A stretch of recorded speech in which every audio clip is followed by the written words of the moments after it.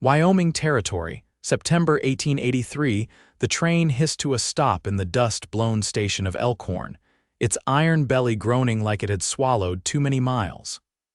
Kenzie Carver stepped down, her boots hitting the platform like she expected the ground to give. It did not. The wind tugged at the hem of her faded blue skirt, and the leather satchel over her shoulder felt heavier than it had on the train. Inside it was everything she owned. No dowry. No silver. Just a worn Bible, a change of clothes, and a letter folded so many times it had begun to tear at the creases. She squinted into the dry wind, searching. No one waited. The platform was nearly empty, just a telegraph boy chewing on a stick of licorice, and a man leading 2 mules off a cart. She scanned again, heart thudding. Her letter had said he would be here. The man who had written back with careful words and a promise of a home. A rancher, a widower, a man who needed a wife, and Kenzie needed a place to begin again. Miss Carver, she turned fast. The man standing by the post beam was tall, built broad through the shoulders like he had spent his life lifting more than he ever set down. His shirt was dusted from the road, collar open, hat tugged low. His eyes were dark, steady, and kind. "I am," she said, gripping the strap of her bag. "You must be Beau Latham." He reached up and took off his hat, something in the motion a little shy. "I am sorry I was late, had to get the wagon from the far side of the lot." Kenzie nodded. "It is all right." "I did not wait long." He looked at her for a moment like he was checking for something behind her eyes. Then he said, "Did you eat on the train I had bread last night?" She smiled, but it wobbled. He nodded once. "Come on. You can eat while we ride." "It is about 12 miles out." She followed him through the station yard where a team of sorrels were already harnessed to a wagon. In the back, a folded wool blanket lay beside a lidded basket. He helped her up like it meant something. Like she was not just a stranger stepping into his life, but someone he meant to treat gently. They rode in silence for a while, the wind skimming over the grasslands, carrying the smell of sage and dust. Kenzie kept her hands in her lap, her gaze on the horizon. She was not used to quiet men. Her stepfather had been loud, his words cruel. Her life in Missouri had taught her that silence meant danger was near, but Beau's silence felt different, solid, like stone. "What happened to her?" she asked softly after miles passed. "Your wife." He glanced at her, then back at the trail. "Fever. Early in the winter, took her quick." "I am sorry, I know." She looked at him. "And you have children?" He nodded. "2. Ben is 8, Clara is 6. They are at the ranch with my neighbor's daughter, watching over them till we get back." Kenzie sat straighter, her chest tightening. "You did not mention children in your letter." "I did not want someone who came for the children's sake. I needed someone who came because she had nowhere else to go, because she wanted a life, not charity." Kenzie looked down. "Then I am the right kind of woman." He looked at her and his jaw softened. "I know." The wind picked up again as they crested a rise. Below them, the land rolled out in soft hills, dotted with cottonwoods and the glint of water. A low house sat near the creek, smoke curling from the chimney. A barn, a corral, a swing hanging from the cottonwood by the porch. Kenzie's throat closed. He saw her face. "I built it when Clara was born, the swing. She likes it best when the wind is strong." "It is beautiful," Kenzie said. "It is home," he said. "It can be yours, too."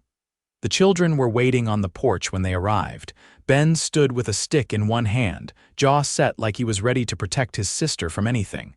Clara clung to the porch rail, her curls wild and her eyes curious. Kenzie stepped down slowly. Before she could speak, Clara ran to her and wrapped her arms around Kenzie's waist. Kenzie froze. Then, slowly, she let her hand rest on the girl's head. Ben stepped forward, eyes narrowed. "Are you gonna be mean?" Kenzie squatted down, her dress pooling around her knees. "No. I do not know everything about being a stepmother, but I know how to be kind."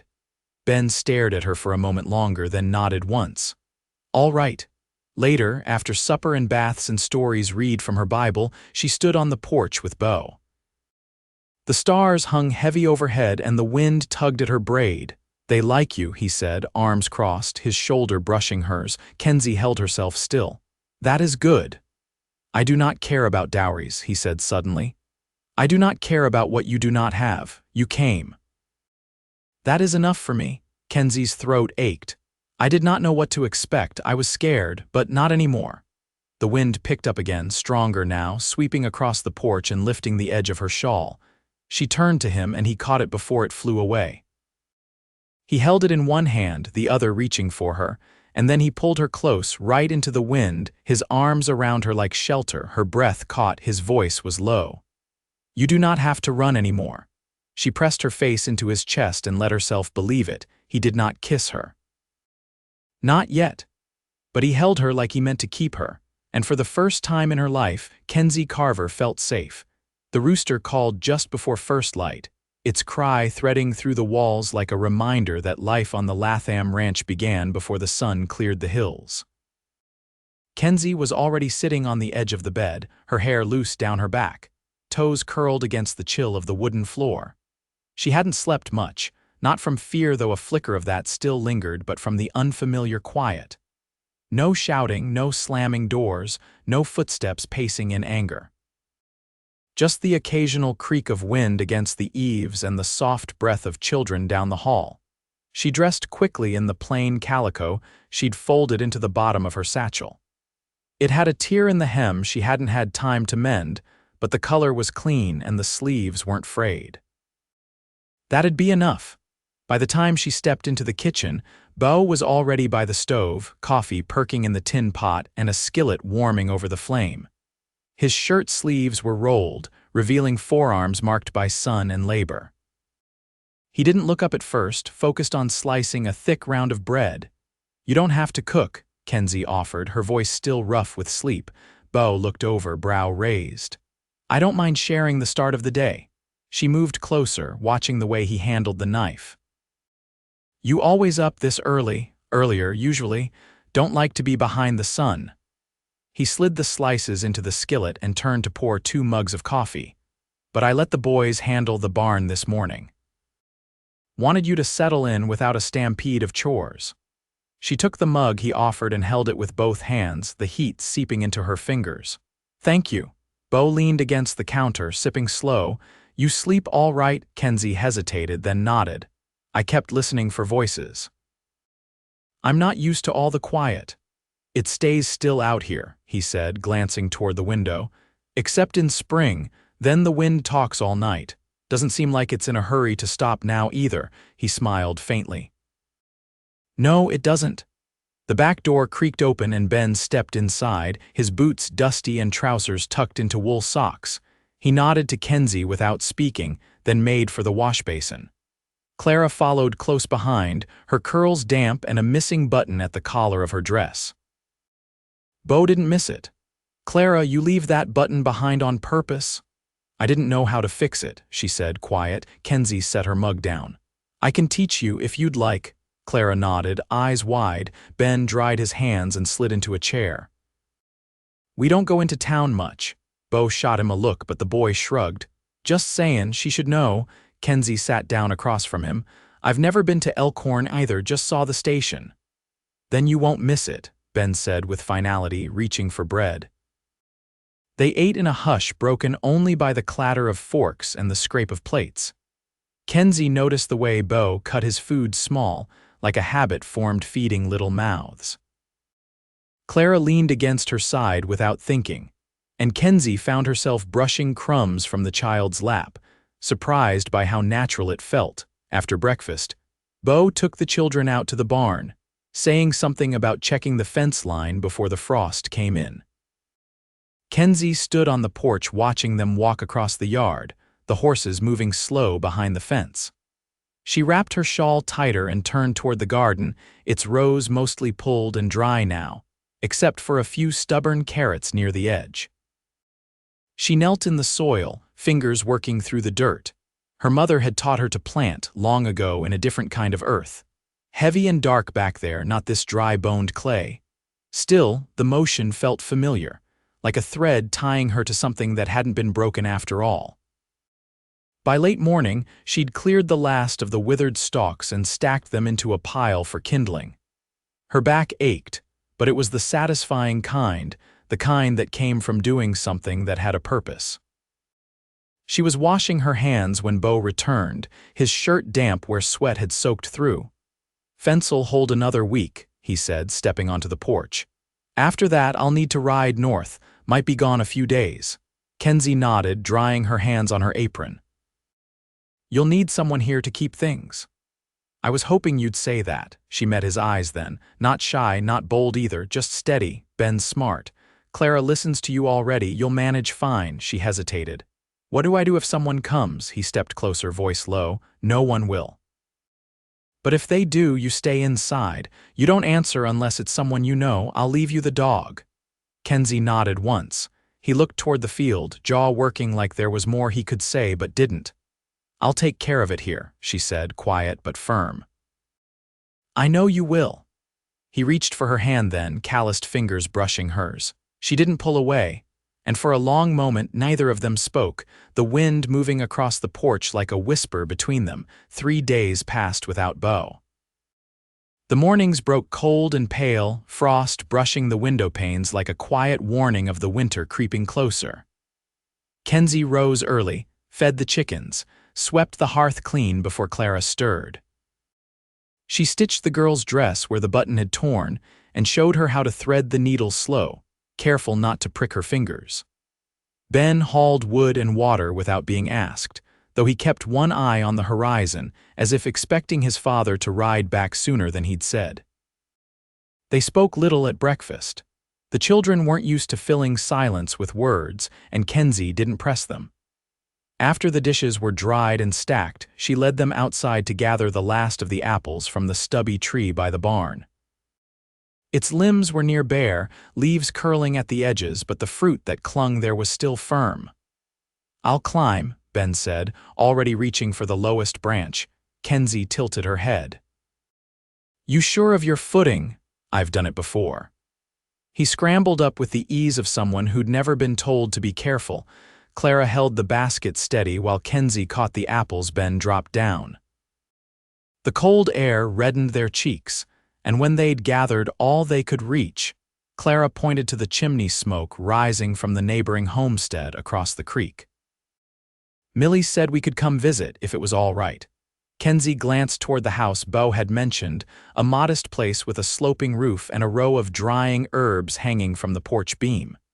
"Is she the one who watched over you?" Clara nodded, tucking a curl behind her ear. "She's nice. She knows how to make syrup from pine needles." Kenzie smiled faintly. "That's something I'd like to learn." They crossed the field on foot, basket swinging between them. The grass was brittle beneath their boots, and a hawk circled high above, its wings still as it rode the air. When they reached the fence, Millie stepped out with a shawl wrapped tight and a broad grin that reached her eyes.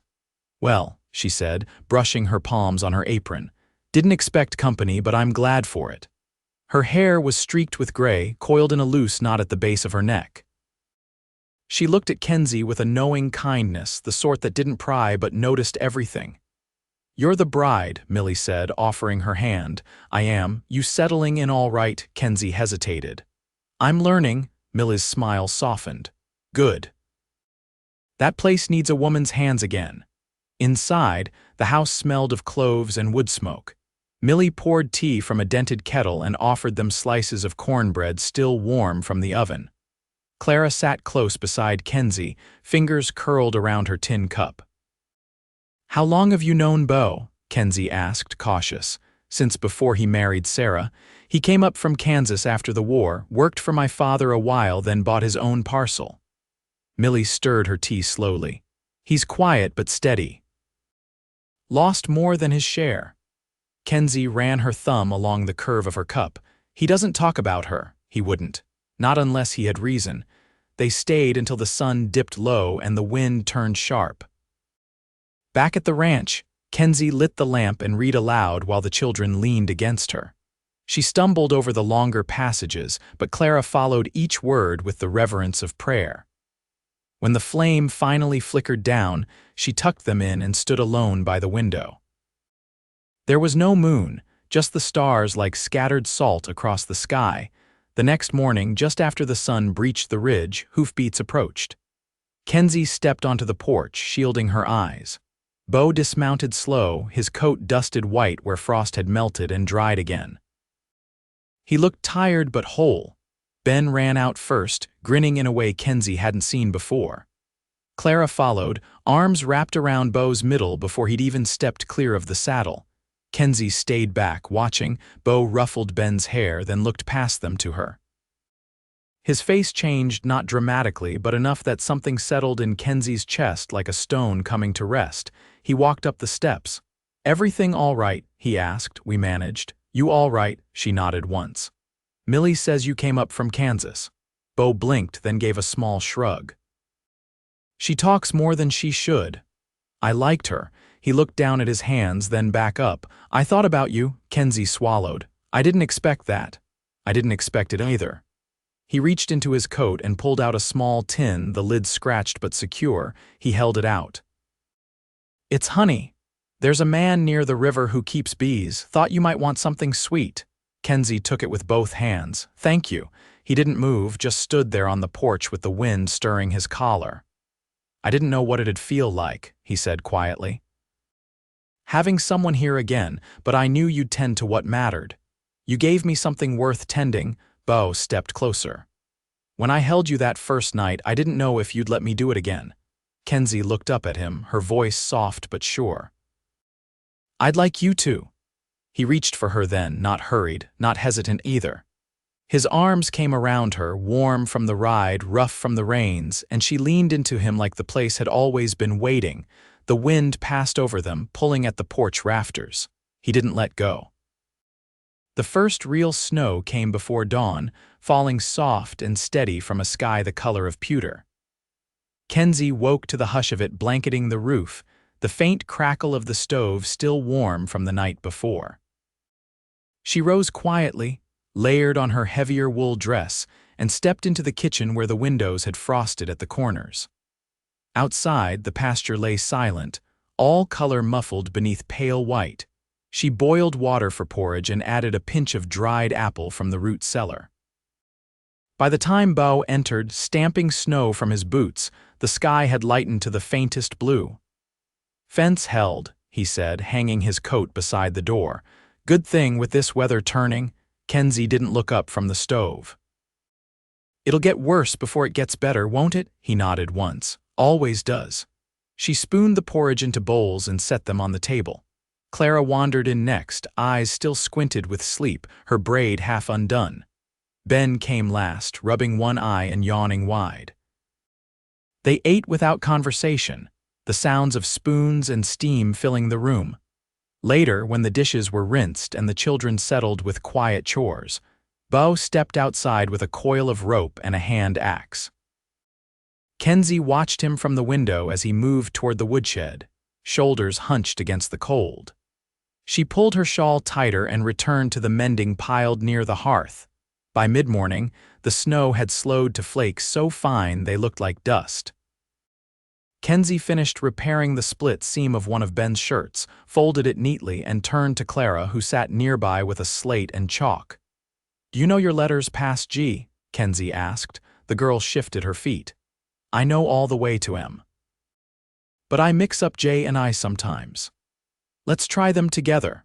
Clara smiled and slid over, the slate balanced on her knees. They worked quietly, Kenzie guiding her hand when she hesitated, correcting gently when lines curled the wrong way. When Clara grew restless, Kenzie set the slate aside and reached for a small book she'd unpacked from the bottom of her satchel. It was stitched with thread along the spine, pages hand-copied from a churchwoman back in Missouri. She opened it to a simple fable and began reading aloud, her voice steady and low. Clara leaned her head against her shoulder. Outside, the wind picked up again, brushing against the windows like a hollow breath. By early afternoon, Beau returned with a stack of split wood bundled in a canvas sling. He set it beside the hearth and dusted the snow from his collar. Kenzie set down the book. "I could have helped. You've been helping plenty." She stood, brushing her skirt smooth. "I don't like sitting idle." He looked at her then, the faintest trace of something uncertain in his eyes. "You don't have to prove anything to me. I'm not trying to," she said. I just want to belong." He took a step closer, the silence between them taut. "You do." A draft curled beneath the door, and she crossed to wedge another piece of wood against the seam. She didn't look back at him as she said, "That's hard to believe sometimes." "I know," he said quietly, "but you're not alone here." She turned then. "You mean that?" "I wouldn't say it if I didn't." She studied his face, the lines near his mouth, the faint scar beneath his chin. "What did you do before the war?" He blinked, then pulled his glove from his pocket and turned it over in his hands. "Worked cattle near Abilene." "Not much more to it than that." "And afterward, drifted a while, couldn't settle, wasn't sure I knew how anymore, then I found this land." He paused. "Sarah was the one who saw what it could be, I just built it." Kenzie's breath caught. Not from what he said, but how he said it, with no bitterness, no weight of regret, just a quiet honoring of what had come before. She walked to the table and pressed her palm to the wood. "You built this too." He touched the back of her hand, just once. That night the wind howled louder and the snow thickened again. Beau lit the lanterns early, and the four of them ate by flickering light. Ben spoke more than usual, asking about the tracks he'd seen near the barn rabbit, he thought, though there were no prints in the snow. After the children were tucked into their quilts, Beau lingered near the fire, staring into the flames. Kenzie moved beside him, careful not to break the quiet. He didn't look at her when he said, "I used to think love was something that happened all at once. Like a match striking. And now, I think it might be something you build, a little at a time." She nodded. "That's what I want, something that holds even when the wind comes." He reached for her hand again, this time without hesitation. She let her fingers intertwine with his. "I'm not asking you for fast promises," he said. "Just that you'll stay." "I came here with nothing," she answered, "but I think I've found what I needed." Outside, the snow kept falling, but inside the house there was warmth enough. By mid-December, the snow hardened into deep crusted banks that lined the fences and drifted high against the north wall of the barn. The days shortened, and the nights stretched long and quiet, broken only by the kettle's whistle or the sharp crack of firewood splitting. Kenzie had grown used to the way Beau's presence filled a room without sound. How he'd glance over from the chair by the hearth when she passed, as though checking she was still there, still choosing to be. She had taken to sewing in the evenings, her stitches neater now, steadier, and Clara often sat beside her with scraps of muslin, mimicking each motion, tongue between her teeth in concentration. Ben had moved his cot into the loft above the kitchen, telling Beau it was too crowded in the children's room.